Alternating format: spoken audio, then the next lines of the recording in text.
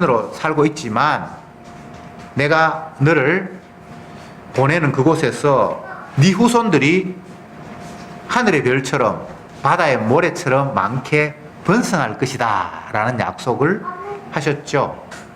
근데 그 약속이 이제 솔로몬 시대에 와서 이제 이루어졌다라는 것을 하나님께서 말씀하시면서 굳이 인구를 뭐 몇만 명이다 이렇게 이야기하지 않고 바다의 모래처럼 많았다. 그리고 바다의 모래처럼이라는 이야기를 늙은 아브라함에게, 아브라함은 원래 이스라엘 나라가 아니잖아요. 그냥 어떤 지역, 갈대아 우르 지역에 살았는데 지금을 이야기하면 이라크 지역, 이스라엘에서 조금 떨어졌던 그 지역에 그냥 살았던 한 사람을 하나님이 딱 지명을 하셔서 내가 원하는 땅으로 가라.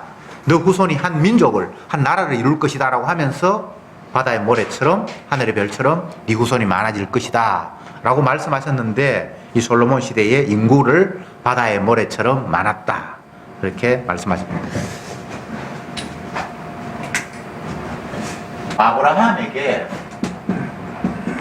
아브라함은 개인이죠, 그죠? 한 사람. 그것도 자녀도 하나도 없었는데 늙어서 자녀도 못 낳은 아브라함에게 약속하시기를 네 후손이 나라를 이루고 그 나라가 바다의 모래처럼 인구가 많아질 것이다 라고 이야기를 했는데 이제 아브라함에서 나중에 솔로몬 시대까지 오면 이 말씀이 이제 성취되었다라는 차원에서 바다의 모래처럼 인구가 많았다라고 이야기를 하는 겁니다. 이것을 더 범위를 확대시키면 예수님이 이스라엘로 삼는 자기 백성이 바다의 모래처럼 하늘의 별처럼 많을 거예요. 천국의 수를 요한계시록에서는 14만 4천이라고 표현을 해놨는데 그것은 실수는 아니고 하늘과 땅을 다 합쳐서 가득 찬 그런 모습들을 상징해서 14만 4천이다 이렇게 표현하고 있습니다. 그러니까 이제 결과론적으로 보면 아브라함이 자녀를 못 낳았지만 100세 되어서 이삭을 낳았고 또 이삭이 또 쌍둥이를 낳고 이렇게 해서 나중에 되면 뭐 바다의 모래처럼 많겠지라고 결과를 알면 그렇게 생각할 수 있지만 아브라함 한 사람 아내가 자녀도 못 낳는 그때 약속을 받을 때가 75세 전혀 본인 스스로도 이제 생산할 수 있는 능력이 없고 아내도 생산할 수 있는 능력이 없는 그 상태 속에서 준 약속이 네 후손이 바다의 모래처럼 하늘의 별처럼 많게 될 것이고 그것이 큰 나라를 이룰 것이다 라는 약속을 주셨는데 이게 과연 믿어질까?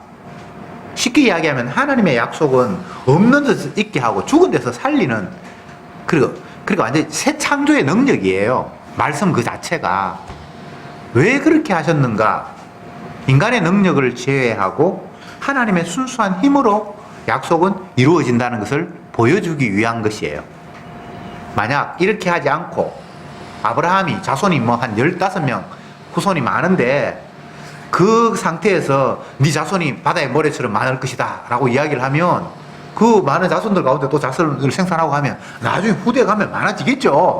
뭐 이런 이야기가 성립이 되는데 자식 못 낳는 늙어버린 아브라함에게 이미 자녀를 생산할 수 있는 능력이 단산된 그 아내를 둔 그 부부에게 네 후손이 나라를 이루고 자손이 바다의 모래처럼 많이 번성할 것이다 라는 이야기는 불가능성을 전제로 새로운 가능을 만들어내는 하나님의 능력이 그 이야기 속에 약속 속에 담겨 있음을 말씀하시는 거예요.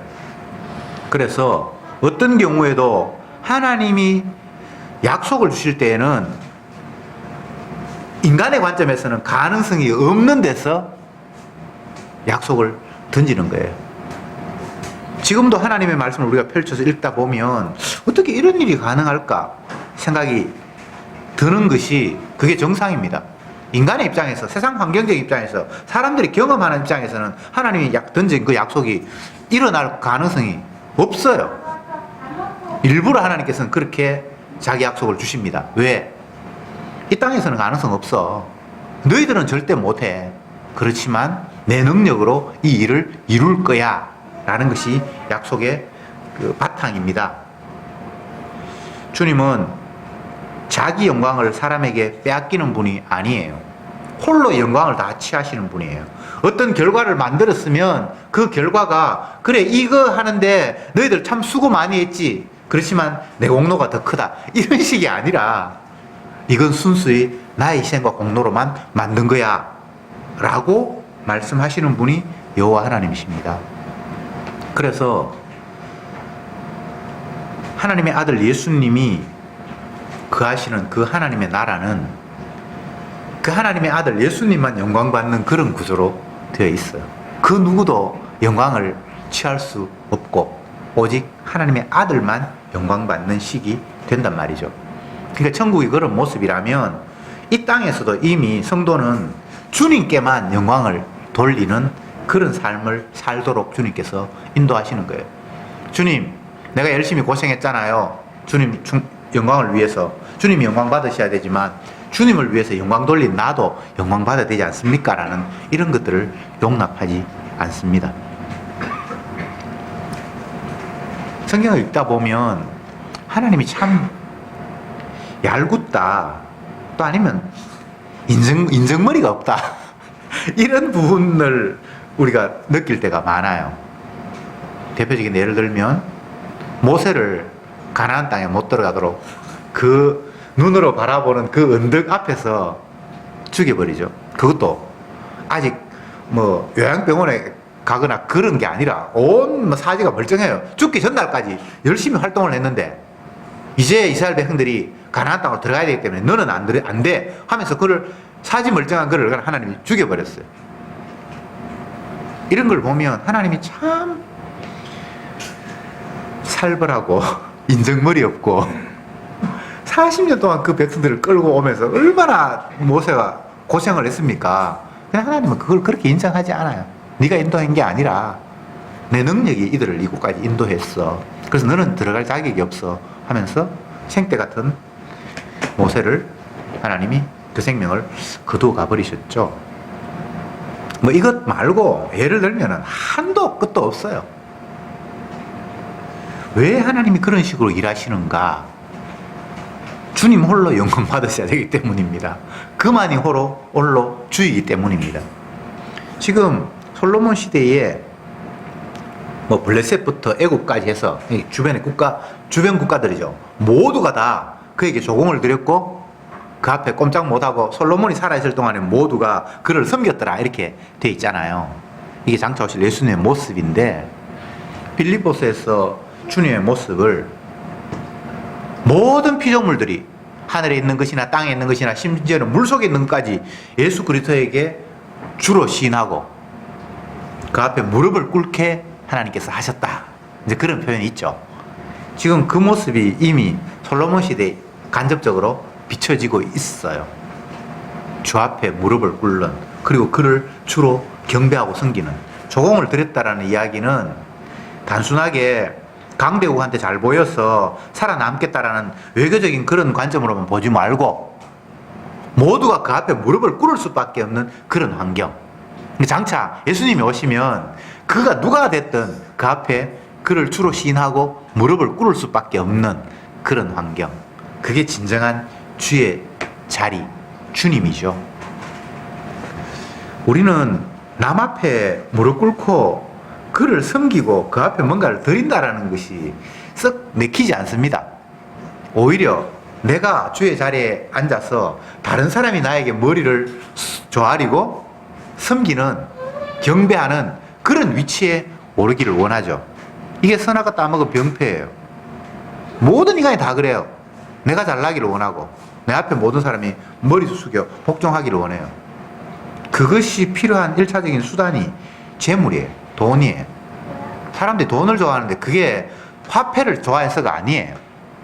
그 돈의 힘이 나를 신으로 만들고 다른 사람이 나 앞에 복종하게 되는 그런 관계성을 만들기 때문에 그 돈을 좋아하는 거예요. 우리는 그걸 잘 몰라요. 그냥 돈이 있으면 내가 하고 싶은 거 마음대로 사고 하니까 좋다고 생각하는데 그게 아니에요. 내가 신의 자리에 오르게 하는 거예요. 영화 대사에 그런 게 있어요. 깡패 두목을 향해서 깡패 쫄병이 하는 이야기가 대장님, 이제 그 정도 모았으면 평생 먹고 살 텐데 왜 더 큰 것을 요구합니까? 그렇게 이야기를 하니까 지금 현재 내가 있는 것만으로도 먹고 사는 건 전혀 지장이 없어. 그러나 내가 더 크게 많은 것들을 가지려고 하는 것은 모든 사람들 내 아래 두게 하는 게 목적인데, 지금 현재 가지고 있는 돈으로는 모든 사람을 내 아래 둘 수 있을 만큼 그 정도가 안 돼. 그런 대사가 있어요. 그게 굉장히 성경적으로 보면 맞는 이야기예요.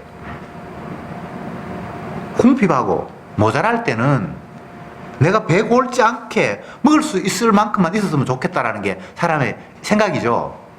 근데 배부르면요, 그걸로 만족합니까? 안 돼요. 신의 자리에까지 가야 되는 거예요. 지금은 누가 돈이 제일 많죠? 뭐 구글 회장입니까? 뭐 마이크로소프트 회장입니까? 모르겠습니다만 그 사람이 먹을 게 모자라서 계속해서 더 회사를 키우고 돈을 벌려고 할까요? 아니에요. 세상 모두를 자기의 발 아래, 자기가 최고 신이 되는 자리에까지 나아가려고 발부둥 치는 거예요. 이게 선화가 따먹은 증거예요. 스스로 신이 된 모습. 평등하게 살고 다 거짓말이에요. 자기가 왕이 돼야 되고 남들은 자기 밑에 머리 숙여야 되는 것이 인간이 바라는 최종적인 꿈이에요. 이게 죄악된 모습이죠. 그런데 정작 하나님께서 세상을 만드실 때는 하나님의 아들 예수님만이 주가 되고 존경을 받아야 되고 나머지 모든 필드물들이 그 앞에 무릎을 꿇도록 하나님께서 구조를 만들어 놓으셨는데, 이 마귀가 인간을 틈타서 예수도 아닌 것들이, 머리 숙여서 예수님만 높여야 될 것들이 지가 예수님의 자리에 앉으려고 발부둥 치는 이런 형편이 되고 말았습니다.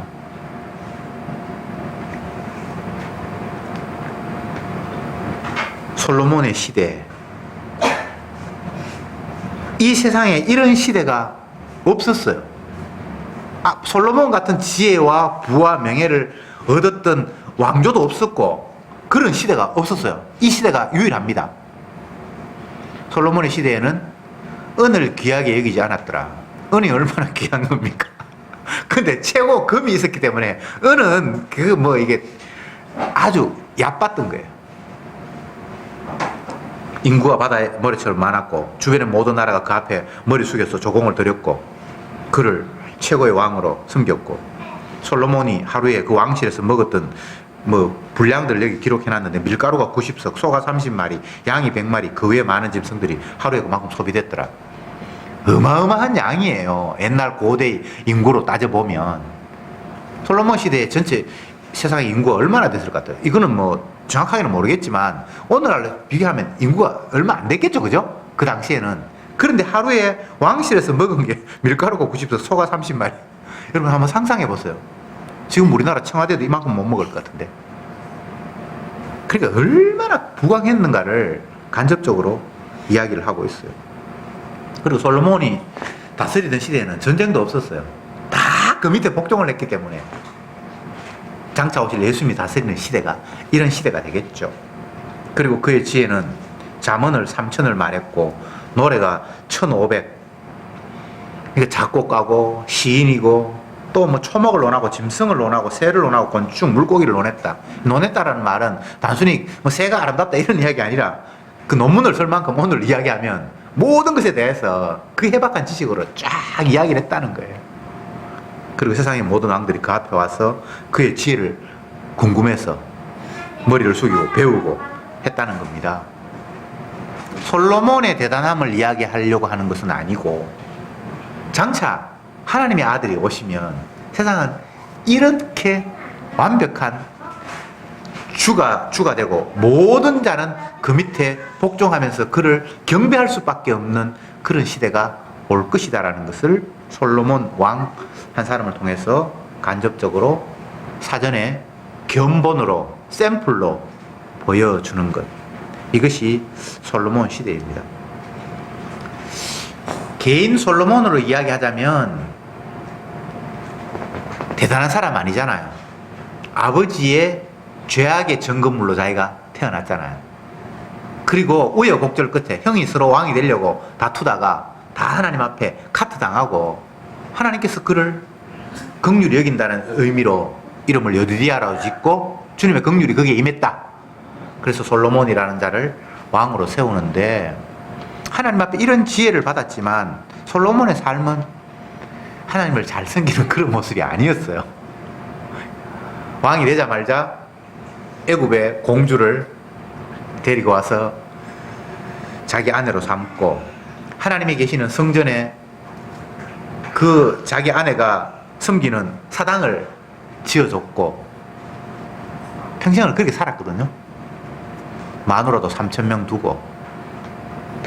인간적으로 보면 한없이 타락하고 엉망으로 살았던 사람인데, 그럼에도 불구하고 그에게 하나님께서 태평성대를 주시고 주의 자리에 앉게 하시고 모든 나라가 그 앞에 복종하게 하시는 이런 구도. 솔로몬이라는 인물을 생각해 보면 참 이해할 수가 없는 것이 양면성이에요. 솔로몬, 지혜를 받은 왕, 그리고 태평성대, 모든 세상 사람들이 부러워할 것들을 이 시대에 다 가졌어요. 그런데 지혜의 왕인데 또 한편으로는 완악한 왕. 온갖 우상이라는 것들은 다 끌어들이고 쾌락을 즐기고, 여자가 3,000명이 왜 필요합니까? 3,000명도 더 됐어요. 네. 원래 솔로몬이라는 인물 자체가 인간적으로 보면 아버지 다윗의 죄악의 전그물이라고 제가 말씀을 드렸잖아요. 본인 자신도 방탕하고 엉뚱하게 살았고, 그런데 이에게 주님의 긍휼과 사랑이 엄청나게 퍼부어지는 이 모순된 인물이 솔로몬이에요. 그러니까 주님 앞에 은혜를 입는다는 것이 잘하고 훌륭하고 상 받을 만해서 은혜가 주는 것은 아니에요. 죄인의 괴수에게 주님의 긍휼과 사랑이 퍼부어질 때에 그 긍휼과 사랑의 값어치가 더 극대화되겠죠. 훌륭한 사람에게 은혜를 준다. 그러면 그 은혜가 훌륭함의 대가가 되겠죠. 그죠?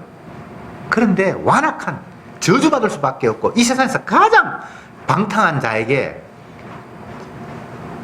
엄청난 은혜를 베풀었을 때 그 은혜가 정말 은혜라고만 말할 수밖에 없는, 도무지 이것은 내가 받을 자격이 없습니다라고 말할 수밖에 없는, 그래서 처음부터까지 당신의 사랑입니다 라고 고백할 수밖에 없는 상황이 만들어지겠죠. 이게 주님의 사랑이에요. 물론 예수님은 죄가 없는 분입니다만, 구약에 나타난 이 왕은, 하나님의 은혜 받은 솔로몬은 천하의 죄인이에요.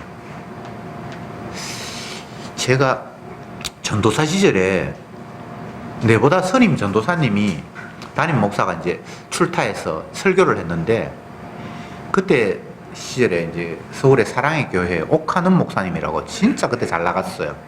그 사람의 설교를 이제 딱 뺏겨와가지고, 담임 목사 없을 때 이제, 그때 전도사가 설교할 그런 규모의 교회가 아니었어요.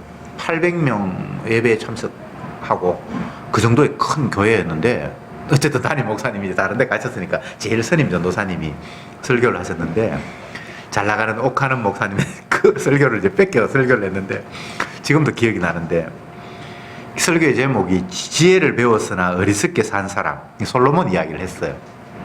지금 와서 생각하니까 그것도 엉터리 설교였는데, 그때는 굉장히 이제 좋게 들렸어요. 솔로몬은 하나님의 지혜를 받았죠. 근데 그게 자기의 지혜가 아니었기 때문에 자기는 어리석게 살 수밖에 없어요. 그러니까 두 가지 면이 다 담겨 있는 거예요. 아담의 죄인의 모습, 모친이 죄 중에 생태해서 내에게는 죄밖에 안 나옵니다라는 그 모습이 그의 삶에 그대로 보여졌고, 또 그런 그에게 은혜와 긍휼이 덧입혀져서 인간에게는 도저히 나올 수 없는 주님의 긍휼과 사랑이 같이 보여진 게 솔로몬의 모습이었어요. 성도의 모습은 다 그러해요. 내가 내 모습 싹 빠지고 은혜 받아서 주님의 모습만 딱 보였으면 얼마나 좋겠습니까? 근데 인간에게 주님께서 그런 식으로 일하시지 않아요. 신약의 사도들만 봐도 성령이 충만했는데 그들에게 여전히 죄악된 모습이 나타나죠. 바울과 바나바가 마가라는 사람을 데려가느니 만약하면 그것 때문에 막 심하게 다투어서 오늘 이야기하면 삐져가지고 서로 다른 데로 전도하러 가고, 이게 좀 웃기지 않습니까? 성령 받은 사람의 모습이. 그리고 성령 받은 교회가, 예루살렘 교회가 분란이 막 일어나고, 고린도 교회도 마찬가지로 뭐 성찬식 음식 먹는 것 때문에 서로 삐져가지고 싸우고. 이해가 잘 안 되잖아요. 은혜 받았으면 은혜 받은 모습만 나타나야 되는데, 그 은혜 받았다라는 것이 나에게 나올 수 없는 초과적인 것이 나온다는 것이지 내 죄가 없어진다는 차원은 아니에요. 그래서 아담의 본성인 내 모습도 막 튀어나오고 나에게서 나올 수 없는 은혜의 모습이 같이 튀어나오는 게, 그게 솔로몬이 대표적인 모습이에요. 그래서 어떤 인간에게 그 사람 참 훌륭하게 살았다 그런 말 할 필요 없어요. 저 죄인에게 주님의 은혜가 임했구나 이렇게 말할 수 있을 뿐이죠. 우리는 다 그런 관점으로 성도들을 바라봐요. 집사님을 바라보고 목사를 바라보고 다 아이고 저 죄인에게 주님의 은혜가 임했네. 그래야 그에게 죄가 나와도 저 따위 것 이런 식으로 취급하지 않죠. 은혜가 임했으니까. 그리고 훌륭한 모습만 기대하지 않죠. 아이고 뭐 죄인인데 뭐 그렇지. 그럼에도 불구하고 주님의 인간에게서 나올 수 없는 초과적인 것이 나오네. 저 사람은 주님의 은혜를 받은 게 맞네. 이게 성도가 성도를 대하는 태도예요. 어떤 사람은 이렇게 이야기하죠. 장로님이 어떻게 그럴 수 있어? 그 사람은 은혜를 모르는 사람이에요. 솔로몬이 그러한데, 사도 바울이 그러했는데, 베드로가 그러했는데, 장로가 뭐 대단한 사람이라고. 장로가 어떻게 그럴 수 있어? 그 장로가 아담 새끼예요. 예. 그 목사가 뭐 저래. 목사가 뭐 저래라고 이야기할 때는 십자가가 안 나오면 그 말 할 수 있어요. 근데 십자가가 나오고 행동을 바라보면서 저래 그렇게 말하면 안 돼요.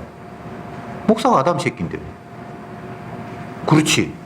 뭐 솔로몬이 그러했는데, 다윗이 그러했는데. 다윗이 하나님이 기뻐하는 사람이라고 칭찬을 했는데 그 모습은 인간에게서 나올 수 없는 주님께서 담아 놓으신 모습이 튀어나왔을 때 그런 말을 할 수 있지. 인간적인 모습 보면 다윗이 치사하고요. 예.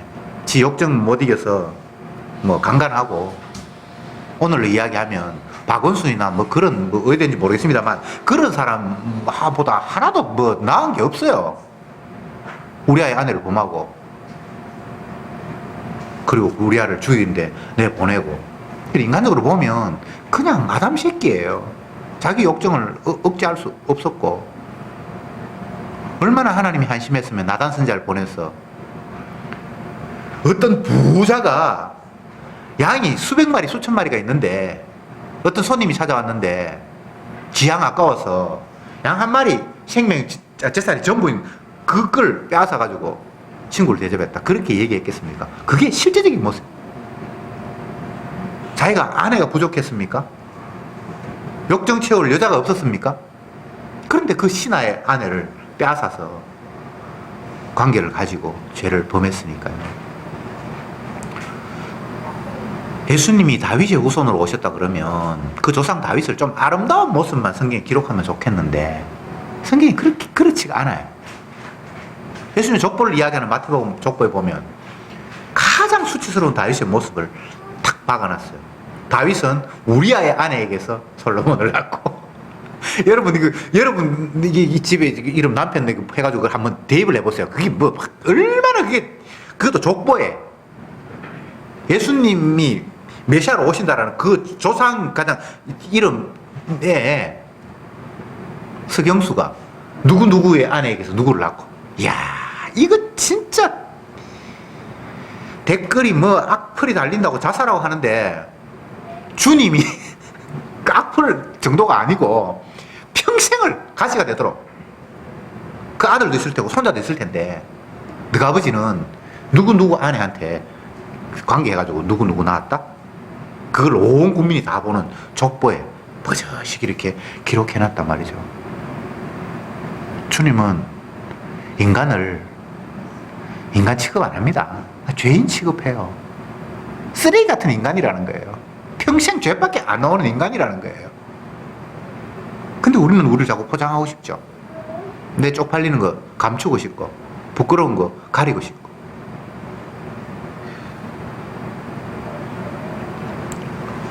우리는 어쩔 수 없는 죄인입니다.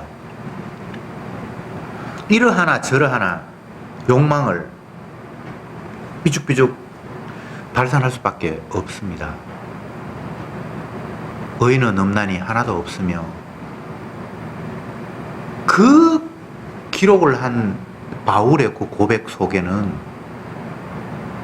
내가 지금 이것을 너희들에게 복음을 전하기 위해서 편지를 쓰지만 나도 똑같은 죄인이다. 쓰레기다, 쓰레기.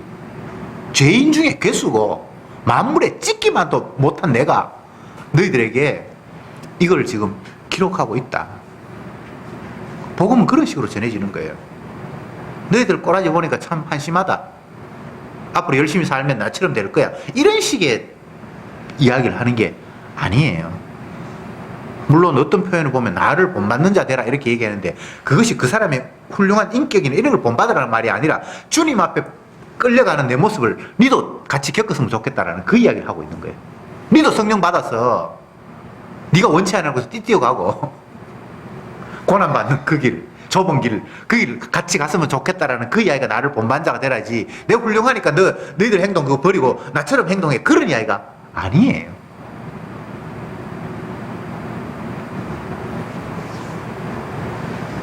솔로몬의 영광, 그의 지혜, 이것은 인간의 것이 아닙니다. 주님이 뭔가를 보여주기 위해서 그에게 뒤집어 씌운 거예요. 근데 지혜를 받았는데 그 삶은 지혜로 감사하는 그런 삶이 못 됐어요. 너무 흥청망청하니까 사람이 도치가 되어서 그냥 허랑방탕한 삶을 산 거죠. 근데 주님이 그 모습을 보면서도 네가 나에게 완악한 짓을 했는데 그럼에도 불구하고 내가 약속한 것이 있어서 네 나라를 찢어버리지는 않겠다. 네 후손에 가서 네 나라를 찢어버리겠다. 사실은 그 나라가 몇 번 찢어져도 마땅한 행동을 솔로몬이 한 거죠. 원래 이스라엘이 왕정국가가 되기 이전 주님께서 사무엘 선지자가 기도했을 때, 주님, 이스라엘 백성들이 완악해서 자꾸 왕을 구하는데 이거는 하나님 뜻이지 아니지 않습니까? 그래, 왕 줘라. 그게 얼마나 그들에게 고통이 되는지를 그들이 경험해 봐야 된다.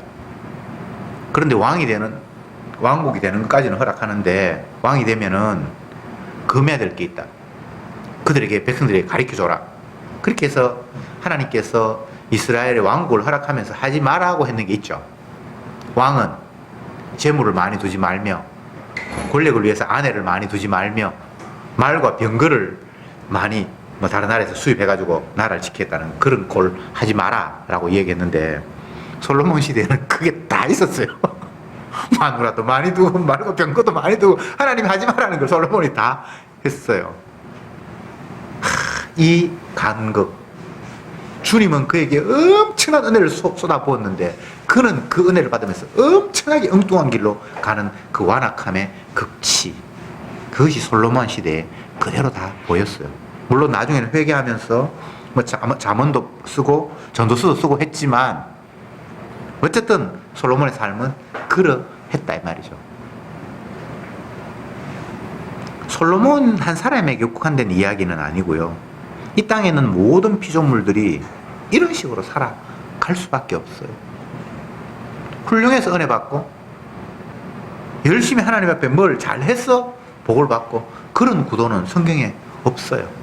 그냥 일방적으로 주님의 사랑을 극대화시키기 위해서 솔로몬이라는 인물이 하나님 적합한 그 다윗의 범죄의 아들이고 시고 우리아의 아내에게서 난 자고, 그리고 그에게 엄청나게 은혜를 부어주시면서 그럼에도 불구하고 얼마나 완악한 것인가를 보여주면서 이런 자에게 내가 은혜를 베푸는 것이 진짜 주님의 은혜고 사랑이다라는 것을 가장 극대화시키는 인물로 솔로몬은 뽑힌 거예요. 모든 성도는 다 솔로몬처럼 주님의 은혜를 보여주는 인물들입니다. 이제 예배 시간에 또 솔로몬 이야기가 나올 텐데 그 많은 부분에 그때 이야기를 하고, 주님의 긍휼과 사랑이 도대체 어떤 자에게 베풀어질까? 스나갈 따먹은 인간은 잘하면 하나님의 은혜를 받겠다라는 이런 생각을 하는데, 그건 전혀 진실이 아니에요. 주님은 일방적으로 은혜를 퍼부어 주십니다. 그러면서 자기 은혜를 극대화하기 위해서 인간의 완악함도 다 들추어내시는 거예요. 숨겨도 숨길 수 없도록 계속 주님은 까발리는 거예요. 우리는 주님 앞에 날마다 우리의 죄가 폭로당하면서 또 그럼에도 불구하고 주님의 긍휼과 사랑이 우리에게 더딥혀지는 이런 식으로 주님 앞에 우리는 이끌림을 받아요.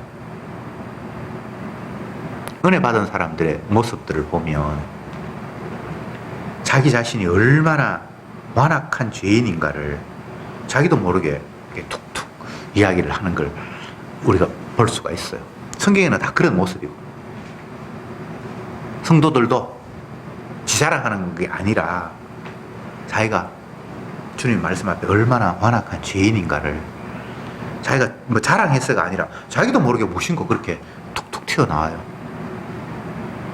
은혜 앞에 자기 모습을 비춰보니까 너무나 자기가 부끄럽고 초라한 거예요. 그래서 은혜 받았다는 걸 자랑하는 것이 아니라 내가 이렇게 완악함에도 불구하고 주님이 나를 용납했다라는 식으로 이야기해야만 그게 은혜가 되기 때문에 자기 나약함을, 죄악된 모습들을 자기도 모르게 툭툭 이야기하도록 성령께서 그렇게 하시는 거예요. 은혜가 은혜 될 때에는 반드시 내가 은혜 받을 수 없는 완악한 죄인이라는 것이 전제가 되고 은혜가 왔다는 게 이야기돼야 은혜가 되지. 근데 내가 가만히 있는데 하나님 이렇게 은혜 많이 주셨어. 뭐 일도 잘 풀리고 뭐도 잘하고 복 받았어. 이거는 은혜가 아니에요. 마치 그렇게 돼버리면 네가 어떻게 해서 그렇게 받았는데? 몰라. 뭐 잘했는 게 있겠지. 마치 욥기에 나타난 욥의 친구들처럼 네가 저주받았으니까 네가 잘못한 거고 나는 이렇게 괜찮으니까 주님 앞에 뭔가 할 만한 게 있었겠지 라는 전혀 은혜가 은혜되지 못하는 가짜 보고, 여러분 구분할 수 있어야 됩니다.